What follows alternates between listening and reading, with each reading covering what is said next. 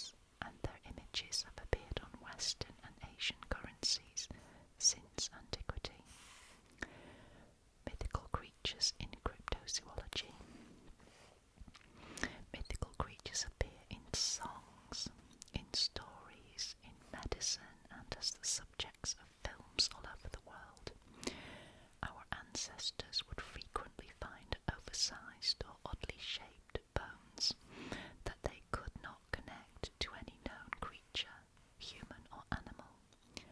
Later, travellers brought home animal remains that also could not be identified. This led to the creation of legends and mythologies involving mysterious beasts. An enormous mammoth bone dating to the Pleistocene era would be transformed into the bone of a giant. The most modern approach to dealing with such inexplicable finds is cryptozoology. Many researchers think mysterious beasts should be studied under the banner of cryptozoology rather than being dismissed as merely legendary mythical creatures. Up here we have an image of St. George slaying the dragon, and here is a sculpture of a dragon in Slovenia. The dragon. The dragon is probably the best known mythical creature, steeped in symbolic meaning. It appears in all cultures in the form of fairy tales and legends, including stories in the Bible, and is especially prominent in Chinese mythology. Dragons breathe fire and are close to invincible. In some cultures they are a bane to humanity, but in others are bringers of good luck. A fantastical creature. In a zoological sense, the dragon is not an animal, but a creature that incorporates different parts of snakes, lizards, birds, bats and lions. Often dragons were guardians of some kind of treasure, and anyone who managed to kill a dragon won the princess or some other special prize. A dragon could be a good creature or an evil one, depending on the culture. In Christianity, it is considered a form of the devil, an incarnation of evil, an enemy of God and humanity. In Asia, however, especially in Chinese culture, the dragon brings good luck and wisdom and is the personification of masculinity. Okay.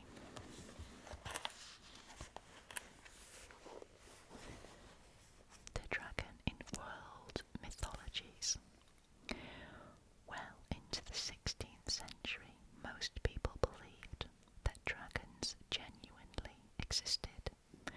Swiss natural scientist and humanist Konrad Gessner, 1516 to 1565, differentiated 3 types of dragons in his 6-volume work on the animal world. One type was like a gigantic snake without wings. Another resembled a winged snake, and a third creature had a snake's body, membranous wings, a horned head, and armoured claws. But dragons appear in all cultures. After the death of Osiris in Egypt, the gods Nephthys and Isis transformed themselves into dragons, hovering over the embalmed body until it was buried. In Greek mythology, Ladon is a dragon with 100 heads guarding the gold apple tree in the garden of Hesperides. The father of the Greek gods, Zeus, but the dragon, Typhon, under Mount Etna, where bursts of his foul, fiery breath caused the earth to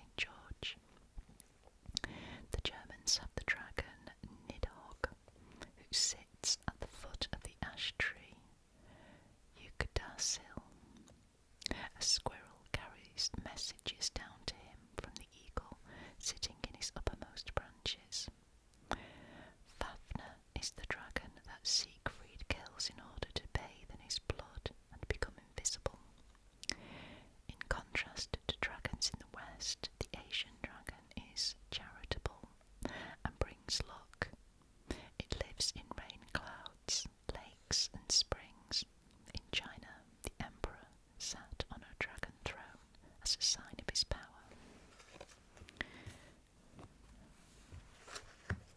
Why all dragons look alike?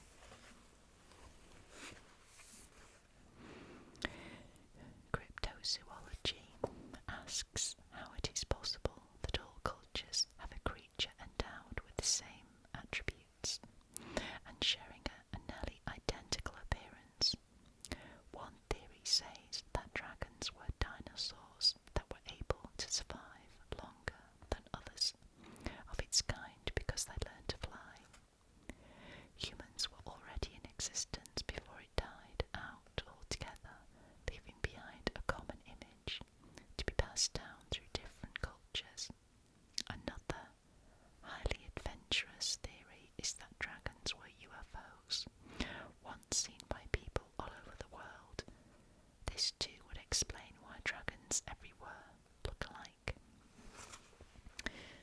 Now we have a picture at the bottom. This is the German dragon saga Nibelungen.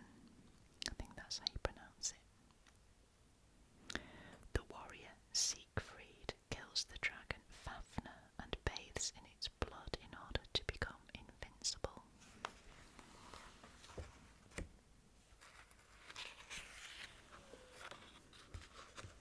The unicorn. Here is the unicorn at the top. The unicorn is a mythical creature with a horse's body and a single elegant horn on its head. Saint Ambrosius said it was a symbol of Christ. The horn has been ascribed magical qualities in a wide range of cultures throughout the ages. Amulets made from unicorn horns play a role in folk medicine and superstition.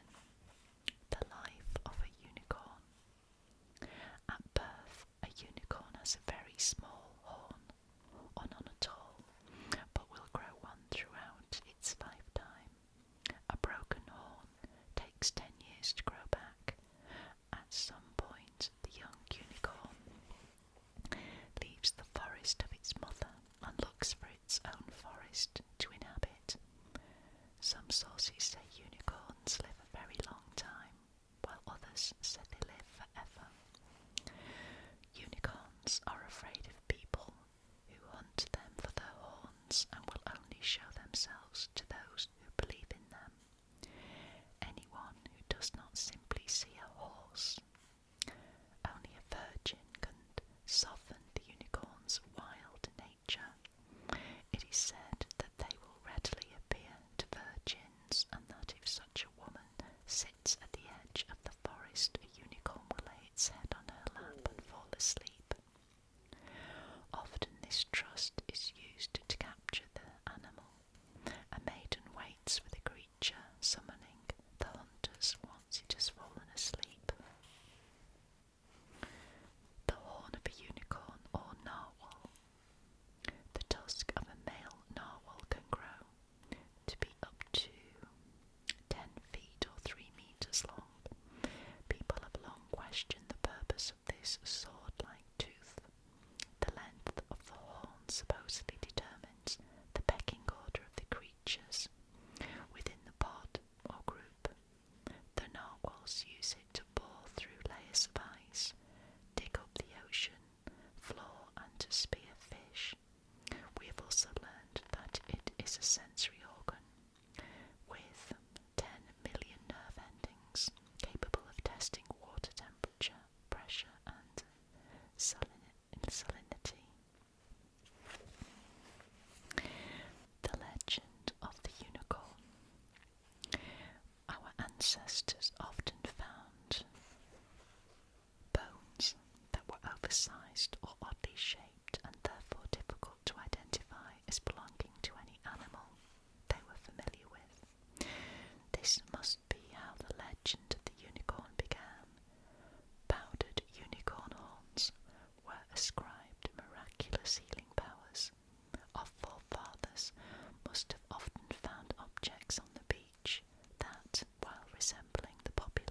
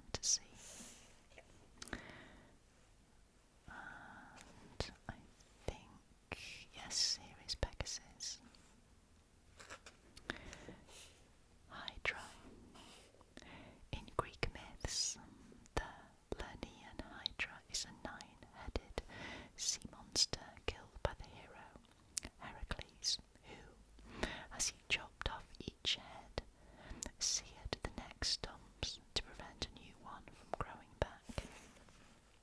Centaur. And here is a centaur. A mythical quadruped with a human torso atop the body of a horse. This lustful, wild creature lived in the mountains of Arcadia and Thessaly. Sirens.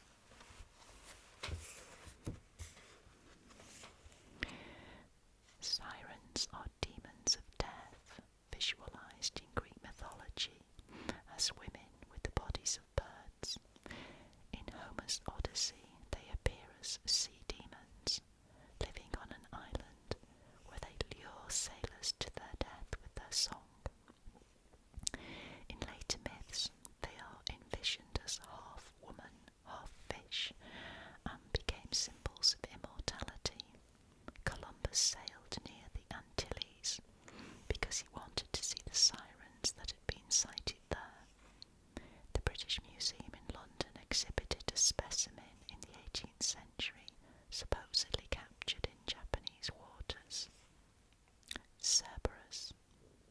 Greek mythology's Hound of Hell has 3 heads and a snake's tail. He allows people to enter Hades, but does not let them out again.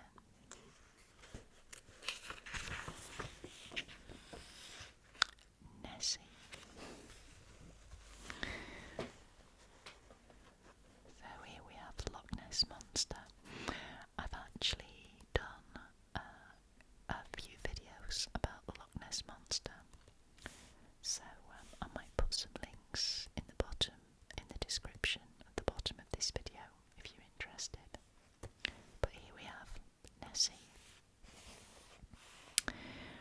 When we talk about Nessie, we are speaking about the unchallenged queen of the cryptids. She has sparked myth and legend in the Scottish Highlands for over 1500 years in the last century.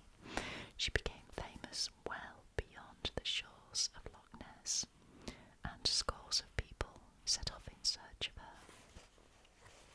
The Loch Ness Monster. Here is Loch Ness in Scotland.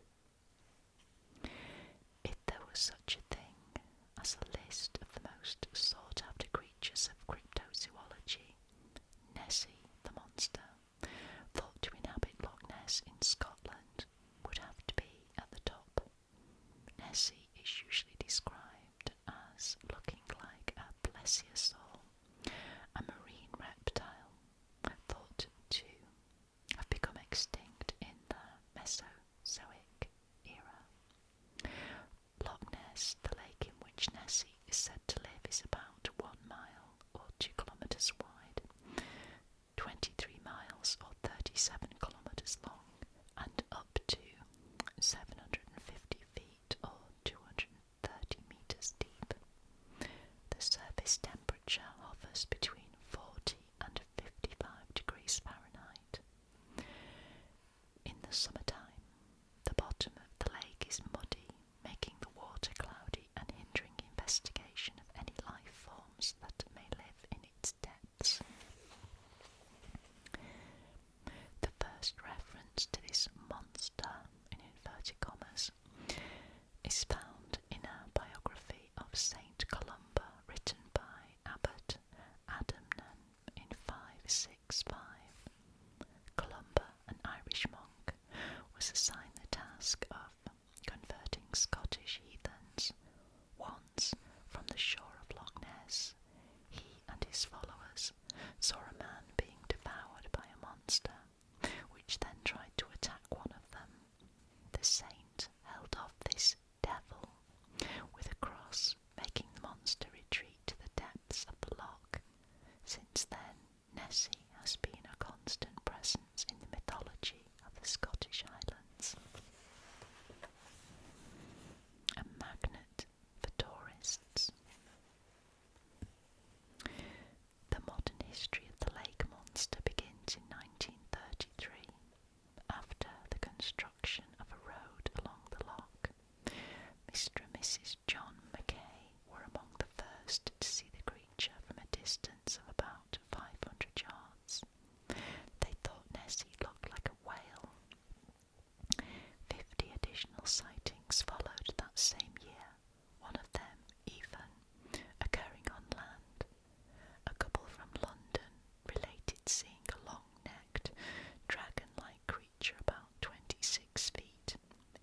meters long, holding a lamb in its mouth.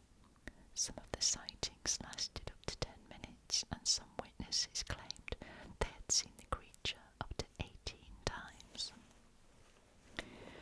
Since then, there have been countless sightings and photos, most of which have proved to be something other than a lake monster.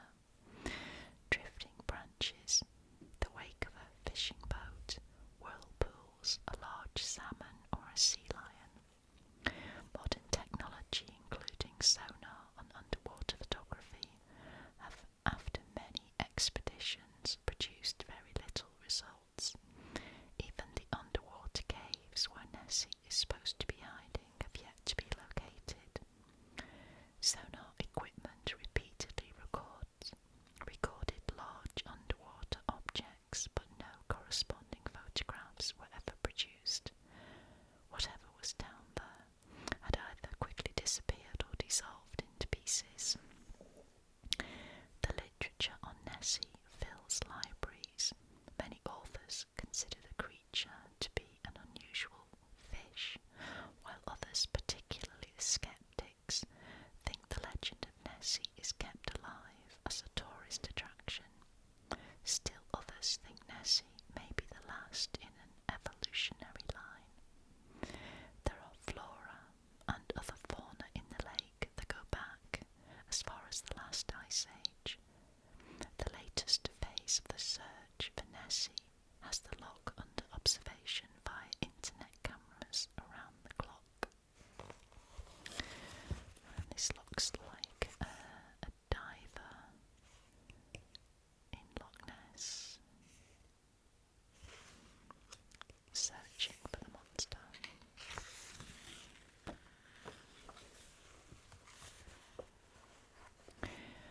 Other water creatures and sea monsters.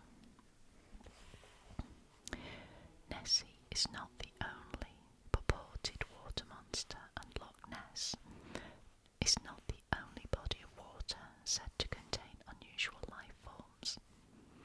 In addition to the known fish populations, sightings have been reported for centuries in 3 Canadian lakes, and over just as many years, accounts of sea serpents ranging from Massachusetts to Tasmania have also been common.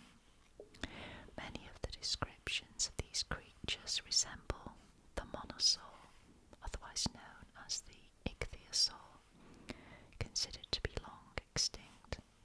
The last monosaur presumably lived during the final phase of the Tertiary period, some 3 to 5 million years ago.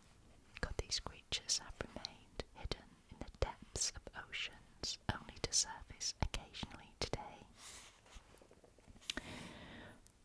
Mythical. Around Lake Manitoba, in the Canadian province of the same name, people believe in the existence of Mythical, a snake-like, humped, dark brownish black sea monster. Its estimated length ranges between 12 and 50 feet, which is 3.5 to 12 meters. In 1962, 2 fishermen managed to photograph it, but the quality of the image was terrible. It could just so easily show a drifting branch, and thus is not accepted as proof. Pogo. North of Toronto, Canada, many people believe that Pogo, also known as Kempenfelt Kelly, lives in Lake Simcoe. It is said to have a long neck and a dog-like head. All descriptions of the beast are in agreement, supporting the theory that an unidentified creature really does inhabit the lake. In 1970, John Kirk, president of the British Columbia Scientific Cryptozoology Club, organised a search for it, which was unsuccessful. Amateur video recordings show a dark shadow, after which a head surfaces surfaces, looks around for a few seconds, and then goes under again. Kirk categorises the creature as a seal or sea lion. Ogopogo. In Lake Okanagan in Canadian British Columbia, there is a beast by the name of Ogopogo.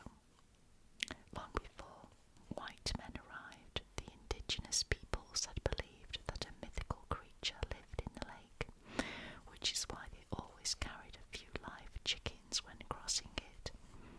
There is no proof of this sea monster, although the first recorded sighting took place in 1937. It is said to have been nearly 30 feet or 9 meters long. In 1986, 6 humps were seen rising up out of the water. Those present at the time guessed that the creature was about 50 to 60 feet, or 15 to 18 meters long. Experts think it was probably a reptile or a whale. Basilosaurus or sea snake.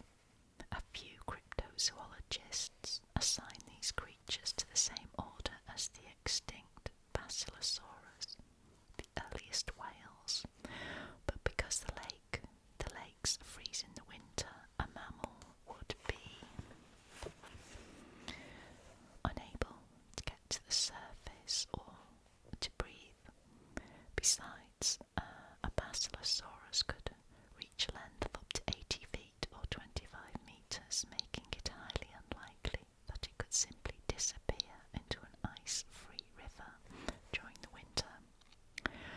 Other cryptologists believe they are dealing with a large sea snake which could both live under ice and swim through rivers undetected. Zoologists say the sightings only prove that seals occasionally find their way from the ocean into inland lakes, and that all of these sightings are in fact seals. After analysing 507 reported sightings, Bernard Heuvelmans summarised the data set. Sea snakes with a typical long neck and a cigar-shaped body, 4 legs, webbing and quick movements.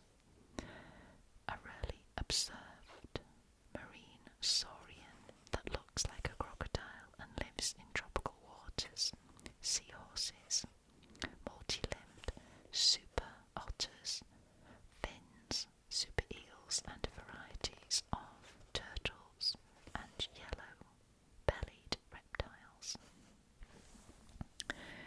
Okay, so at the top here we have the model of a predecessor of modern whales, the Basilosaurus,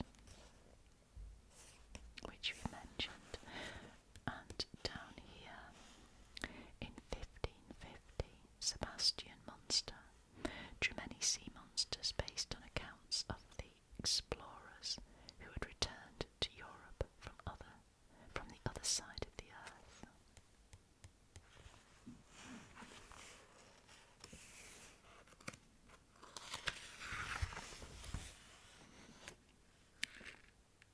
Bigfoot. Right, I'm actually going to leave it there, and we're going to take a look at Bigfoot and the Yeti and other creatures in another video. I'm going to put my plectrum back as a bookmark just there. I really hope you enjoyed that. I did. This has been Kate at the Library of Whispers saying I shall see